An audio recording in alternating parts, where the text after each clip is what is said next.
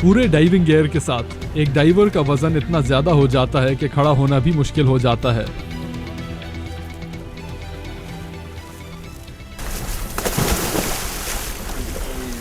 समंदर में उतरने के बाद ये वजन बहुत कम हो जाता है।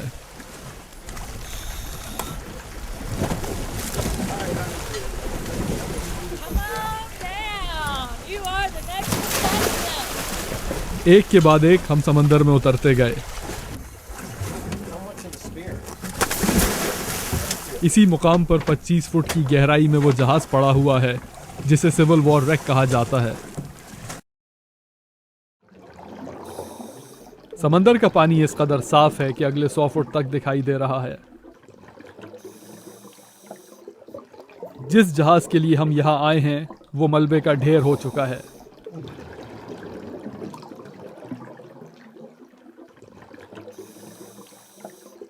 इस मलबे पर भी पौधे उग रहे हैं और हयात की मुख्तलिफ इक़साम इन्हें खाने के लिए यहां पहुंच चुकी हैं।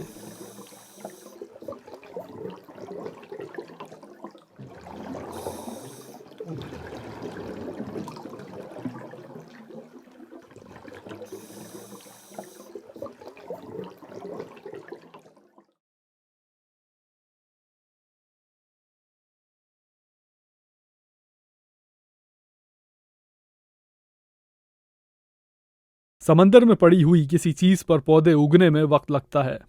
इस मलबे के ढेर पर से गुजरते हुए मुझे यकीन हो गया कि ये यहां बहुत अरसे से पड़ा हुआ है।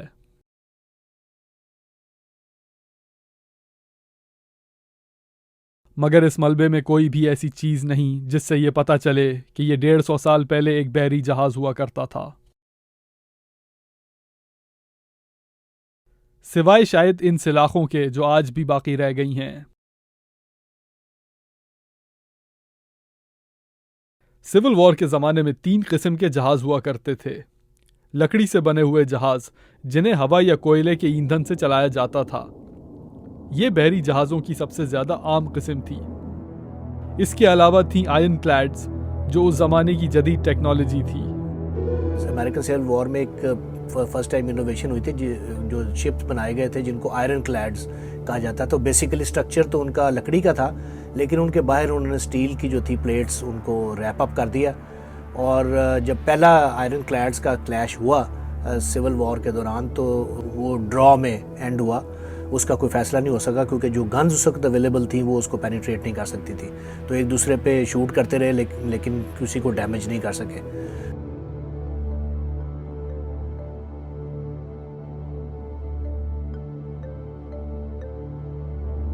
जहाज़ों की तीसरी किस्म सबमरीन्स थी जो बहुत कम इस्तेमाल में थी और इनके साथ काफ़ी मसाइल भी थे।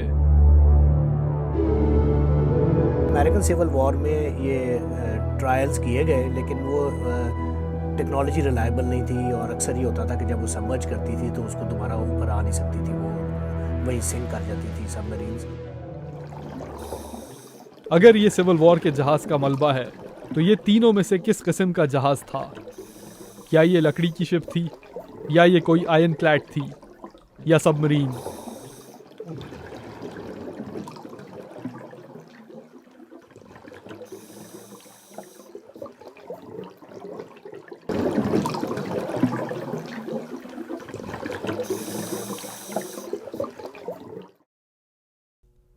सिविल वॉर के शुरू में यूनियन फोर्सेस के general in chief Winfield Scott ने एक प्लान प्रपोज किया जिसे एनाकोंडा प्लान के नाम से जाना जाता है। इस मंसूबे के तहत बागी रियासतों का नेवल ब्लॉकेड होना था ताकि उनकी समंदरी तिजारत खत्म की जा सके। इसके अलावा मिसिसिपी के दरिया में बहरी बेड़े को उतार के कन्फेडरेसी को 2 हिस्सों में तकसीम किया जाना था। इस प्लान को अमल में लाने के लिए यूनियन फोर्सेस के बहरी जहाज रवाना कर दिए गए और जगह जगह समंदरी झड़पों का सिलसिला शुरू हो गया। इन झड़पों में कॉन्फेडरेसी और यूनियन ने एक दूसरे के बहुत जहाज डुबोए, मगर ये प्लान यूनियन फोर्सेस को वो कामयाबी नहीं दिला सका जिसकी उन्हें तवक्को थी। इसमें 2-3 कबातें ये थी। एक तो ये था कि वो रिक्विजिट टेक्नोलॉजी शुरू में मौजूद नहीं थी। ऐसे फास्ट मूविंग शिप्स और गन बोट्स वगैरह जो इफेक्टिवली ट्रुप्स को कैरी करके तो इस तरह का ऑपरेशन लॉन्च कर सकें, वो अवेलेबल नहीं थे। दूसरी चीज़ ये थी कि लोगों का ख्याल ये था कि इस तरह की स्ट्रेटजी जिसमें आप ब्लॉकेड एक तरफ करें, दूसरी तरफ आप रिवर के थ्रू मूव करके स्टेप बाय स्टेप एक एक टाउन को जो रिवर के किनारे पे उनको यूटिलाइज़ करें और कैप्चर करें, तो इसमें बहुत अरसा लगेगा। तो शुरू में अंदाज़ा नहीं था लोगों को कि ये सिविल वॉर 4 साल तक एक्सटेंड होगी। तो उनका ख्याल था कि ये जो स्ट्रेटजी है जनरल स्कॉट की, इसमें तो बहुत साल लग जाएंगे, लेकिन अल्टीमेटली वो 4 साल ही लगे दूसरे मील से भी। लेकिन ये प्लान जो था वो उसका एक हिस्सा जो था वो तो कम से कम उसमें अमल दरामद हुआ। जो पोर्ट्स का ब्लॉकेट था मैरीलैंड की और कैरोलिना की और ये जो सारी वर्जीनिया की पोर्ट कोस्ट लाइन थी, उसको ब्लॉकेट किया गया थ्रू आउट। और उसका फिर कुछ सालों के बाद उसका इफ़ेक्ट भी आना शुरू हुआ, क्योंकि उनको जो ट्रेड थी उनकी यूरोप के साथ या बाहर की दुनिया के साथ, वो आहिस्ता आहिस्ता चोक हो गई, और जिससे उनको फिर मुश्किलात हुई वॉर को जारी रखने में। फ्लोरिडा के जिस समंदर में हम उतरे हुए हैं वो भी एनाकोंडा प्लान के ब्लॉकेट का हिस्सा रह चुका है, मगर हमने ये डाइव ख़त्म करनी है क्योंकि मेरे हाथ से खून निकलना शुरू हो गया है और मेरे दस्ताने के अंदर काफ़ी खून भर चुका है। मेरी सबसे बड़ी फिक्र यही है कि कहीं शार्क्स या बैराकूडाज ये खून सूंघ कर ना पहुंच जाएं। मगर आखिर में वही हुआ जिसका कि डर था।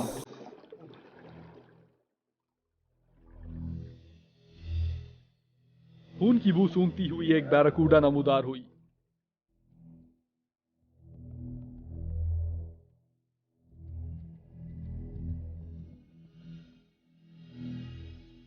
और बाकी तमाम डाइवर्स को छोड़कर सीधी मेरे पीछे आई।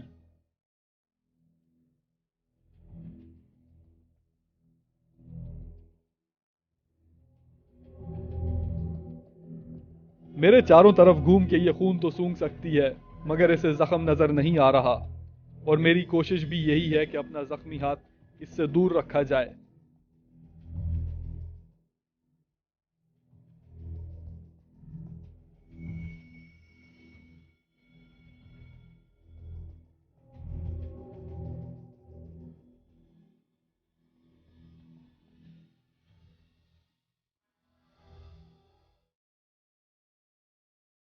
So we have filmed the remains of what we believe is a Civil War era shipwreck, and I was wondering if anyone from your Naval Archaeological Department could look at the footage and identify if it really is a Civil War era shipwreck.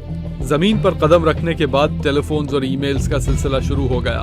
हमने मुख्तलिफ archaeological तंजीमों से रब्ता किया कि शायद इस जहाज़ की शनाख्त हो सके। आखिर हमें एक आर्कियोलॉजिस्ट डैनियल मैक्लार्नन का कांटेक्ट मिला। इनका ताल्लुक B Calvin Jones center for archaeology से था।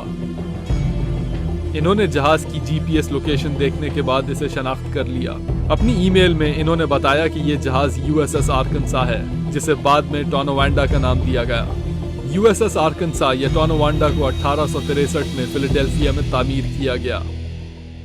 इस वक्त सिविल वॉर को शुरू हुए 2 साल गुजर चुके थे और यूनियन फोर्सेस को एनाकोंडा प्लान के नेवल ब्लॉकेड के लिए बहरी जहाज़ों की ज़रूरत थी।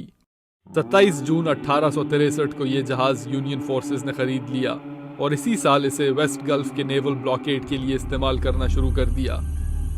इस 190 फुट के जहाज़ में 5 तोपें नस्ब हुई थीं। आखिर कॉन्फेडरेसी की शिकस्त के बाद यूनियन नेवी ने इस जहाज़ को एक ऑक्शन में फ़रोख्त कर दिया और इसके नए मालिक थे पोर्ट्समथ शहर के जॉर्ज एस लीच।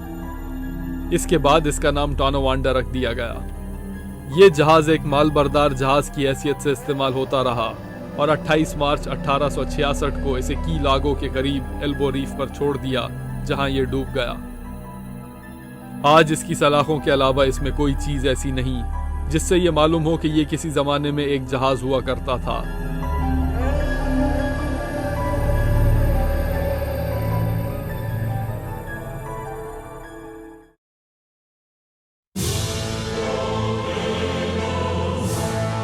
अगली किस्त में स्पेनिश अमेरिकन वॉर का डूबा हुआ जहाज सिटी ऑफ वॉशिंगटन।